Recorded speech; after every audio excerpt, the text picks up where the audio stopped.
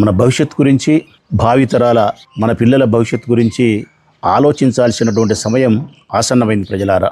ఈ రాష్ట్రంలో జరుగుతూ ఉండే అనేక రకాల అక్రమాలకు, అవినీతి వ్యవహారాలకు, చెబుతున్న అబద్ధాలకు, చేస్తున్న పనులకు పొంతన లేకుండా జరుగుతున్న వ్యవహారాన్ని ఈ రాష్ట్ర ప్రజలమైన మనందరం, మీరందరూ గమనించాల్సిన బాధ్యత ఉంది. గమనించకపోతే, కళ్ళు తెరవకపోతే, ఈ ప్రభుత్వం గురించి సరైన సమయంలో సరైన నిర్ణయం మీరు తీసుకోలేకపోతే తప్పనిసరిగా భావితరాల మన బిడ్డల భవిష్యత్తుకు పేదరికాన్ని మనం శాపంగా ఇస్తాం. ఇది మీరు రాసి పెట్టుకోవచ్చు. వైఎస్ఆర్ కాంగ్రెస్ పార్టీ చెప్తా ఉన్న ఈ మాటను మీరు రాసి పెట్టుకోండి. నేను గ్యారెంటీ చెప్తాను. భావితరాల మన పిల్లల యొక్క భవిష్యత్తుకు మనం ఇచ్చేది ఏంటంటే గన పేదరికాన్ని శాపంగా ఇస్తాం. కారణం అంతటి అన్యాయాలు, అంతటి ఆర్థిక విధ్వంసము, అంతటి ఆర్థిక అవినీతి ఈ రాష్ట్రంలో జరుగుతూ ఉంది. చాలా విషయాలు చెప్పగలుగుతా, చాలా విషయాలు మీకు తెలుసు. కానీ ఈరోజు ప్రధానంగా రాజధాని నిర్మాణం గురించే మాట్లాడతా. ఎంత అవినీతి జరుగుతూ ఉంది, దీనివల్ల మనకు ఎంత నష్టం జరుగుతుంది అనేది ఒకసారి మిమ్మల్ని ఆలోచించమని చెప్పి వినయపూర్వకంగా మీకు విజ్ఞప్తి చేస్తా ఉన్నా. దేవతల రాజధాని, ఈ రాష్ట్ర ముఖ్యమంత్రి నారా చంద్రబాబు నాయుడు గారు గౌరవనీయులు వారు మాట్లాడిన మాటలు 2014 అప్పటి నుంచి ఇప్పటి వరకు ఒకే స్లోగనే, దేవతల రాజధాని నిర్మాణం చేస్తా మీకోసం ప్రజలారా. అది ఎట్లుంటుందంటే ఏ సింగపూరో, ఏ దుబాయో, ఏ అమెరికానో, ఈ దేశాలతో కూడా కాదు ఆయన చెప్పేది.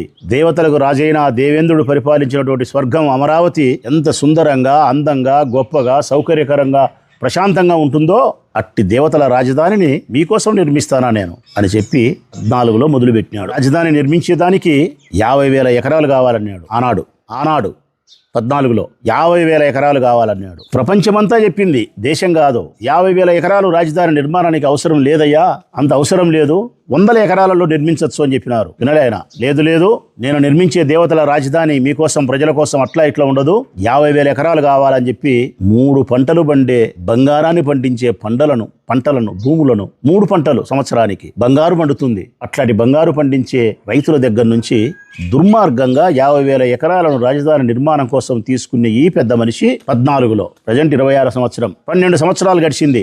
రాజధాని నిర్మాణం ఏమైనా పూర్తి అయిందే? రాజధాని నిర్మాణం పూర్తి కాకపోయినా పర్వాలే, అందుకు సంబంధించిన ఆనవాళ్ళు ఏమైనా కనిపిస్తానాయా అని అడుగుతున్నా నేను. ఆనవాళ్ళు, ఇది మా రాజధాని అని చెప్పడానికి కావాల్సిన ఆనవాళ్ళు ఏమైనా కనిపిస్తానాయా అని అడుగుతున్నా నేను. ఆనవాళ్ళు కూడా లేవు. 12 సంవత్సరాల తర్వాత మన రాజధాని చూస్తే ఏముందంటే, వర్షం పెద్దగా పడితే ఎగువ నుంచి వచ్చే నీళ్లు నిలబడితే నీళ్లను తోడుకుండే కార్యక్రమం కనిపిస్తుంది. కోట్ల రూపాయలు ఖర్చు పెట్టి మోటార్లు పెట్టి నీళ్లను తోడుకుంటున్నాం.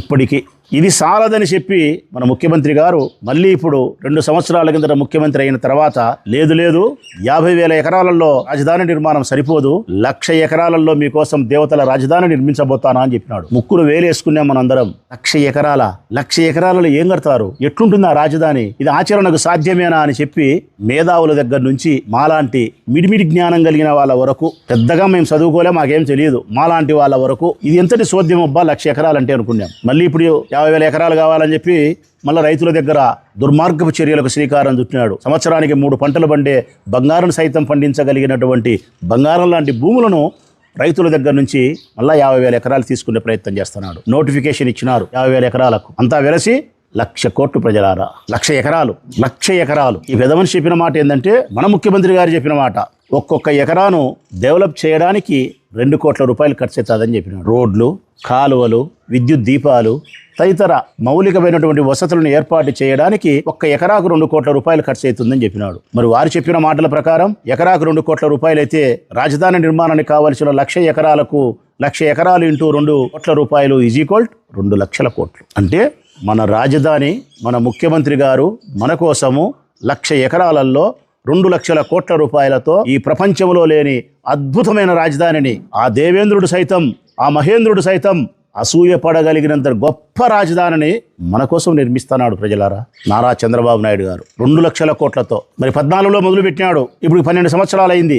మధ్యలో 5 సంవత్సరాలు మేము వచ్చినాం, మేము దుర్మార్గులం, దుష్టులం, రాజధాని లేకుండా చేసిన వాళ్ళం. 5 సంవత్సరాలు తీసేస్తే నీకు 7 సంవత్సరాలు దక్కింది. ఇప్పటికి 14 నుంచి 19 వరకు 5 సంవత్సరాలు, ఇప్పుడు 24 నుంచి 26 వరకు 2 సంవత్సరాలు, 7 సంవత్సరాలు అయింది మీరు పరిపాలన చేయబట్టి. రాజధాని నిర్మించాలనే సంకల్పం, మీరు ప్రయత్నానికి సిద్ధపడి సంకల్పం తీసుకొని 7 సంవత్సరాలైంది. మరి ఈ 7 సంవత్సరాల కాలంలో 2 లక్షల కోట్ల రూపాయలు ఖర్చు పెట్టాల్సిన రాజధానికి మీరు ఎంత ఖర్చు పెట్టినారు అనే విషయం ప్రజలకు చెప్పాల్సి వస్తే 8,000 కోట్లు ఖర్చు పెట్టినాడు. ప్రజలారా, 8,000 కోట్లు ఖర్చు పెట్టినాడు. 7 సంవత్సరాల వ్యవధికి 2 లక్షల కోట్ల రూపాయలు అంచనా 8,000 కోట్లు ఖర్చు పెట్టినాడు. 2 లక్షల కోట్ల రూపాయలు ఖర్చు పెట్టాల్సిన ఒక ఇంటికి, ఒక ప్రాజెక్టుకు, ఏదైనా ఒక దానికోసం 8,000 కోట్లు ఖర్చు పెట్టినామంటే అది ఏ శాతం పూర్తయింది? ఎంత శాతం పూర్తయింది?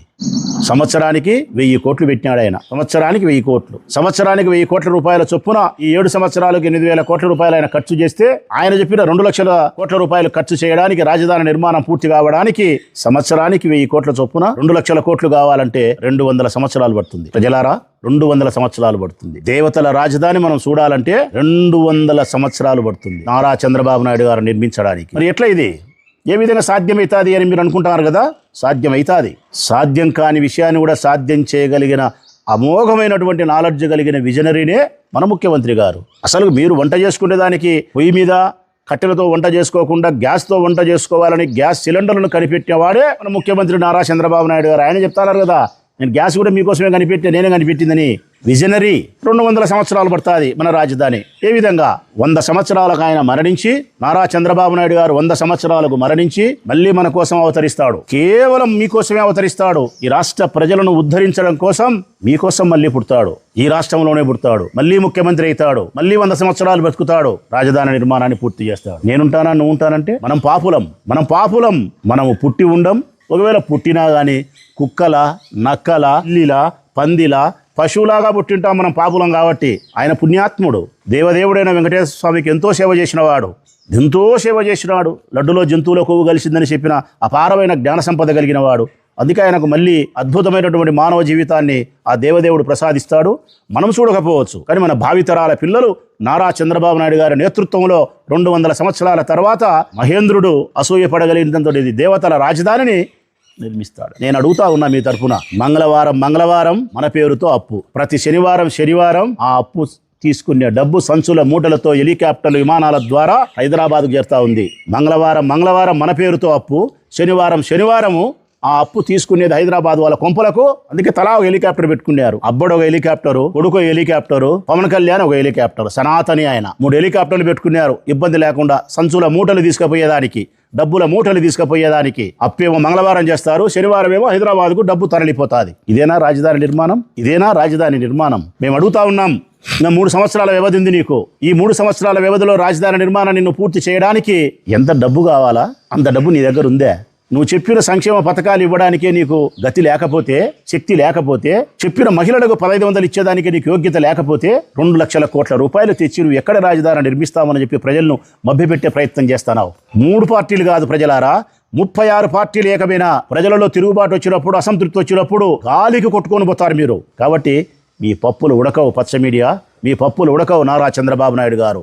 ఇక అబద్ధాలతో రాజ్యం ఏల్తాం, అబద్ధాలతో రాజ్యాన్ని నిర్మించగలుగుతాం, అబద్ధాల పునాదుల మీదనే మా కోటలు నిర్మితమవుతాయి అనుకుంటే కుదరదు. సోషల్ మీడియా ఉంది కాబట్టి తప్పనిసరిగా మీరు చేస్తూ ఉండే ఈ తప్పులకు, మీరు చేస్తూ ఉండే ఈ అన్యాయాలకు మూల్యం చెల్లించక తప్పదు. ఇది బాగా మీరు చివరిగా మీకు చెప్పగలిగింది ఏంటంటే, కళ్ళు తెరవండి ఇప్పటికైనా. దేవతల రాజధాని, దేవేంద్రుని సైతం అసూయపడగలిగినంత గొప్పగా నిర్మిస్తానని చెప్పిన 1,00,000 ఎకరాలలో రాజధాని ఇంతే. ఇప్పుడు 200 ఎకరాలంట.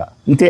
ఎప్పుడు ఇట్లా అంటాడు కదా ఆయన, 200 ఎకరాలను నిర్మిస్తాడంటే. నేను నారాయణ చెప్తున్నాడు అసెంబ్లీలో 200 ఎకరాలని చెప్పి సిగ్నల్ ఇచ్చినాడు. తుదకు మన రాజధాని 200 ఎకరాలు. ఇది కూడా చెప్తానా నేను. మీరు ఈ 3 సంవత్సరాల కాలంలో రాజధాని నిర్మాణాన్ని పూర్తి చేయగలిగితే, కనీసం పూర్తి చేయకపోయినా పర్వాలే, రాజధాని నిర్మాణానికి సంబంధించిన ఆనవాళ్ళను మీరు చూపించగలిగితే క్షమాపణ కోరుతా మీకు. నేను రాసి పెట్టుకోండి. రాజధాని నిర్మాణం బేతాల ప్రశ్నలతో సమానమే. ఆ ప్రశ్నలు, బేతాళుని యొక్క ప్రశ్నలు ఎప్పటికీ ఆగవు. ఈ రాజధాని నిర్మాణం ఎప్పటికీ పూర్తి కాదు. మీ వివాహాది శుభకార్యములకు, పుట్టిన రోజులకు, మీటింగులకు అత్యాధునిక సదుపాయాలతో ప్రొద్దుటూరు వాసవి సర్కిల్ వద్ద నుంచి అతి సమీపాన మీకు అందుబాటు ధరలలో happy banquet AC function hall మీకు స్వాగతం పలుకుతుంది.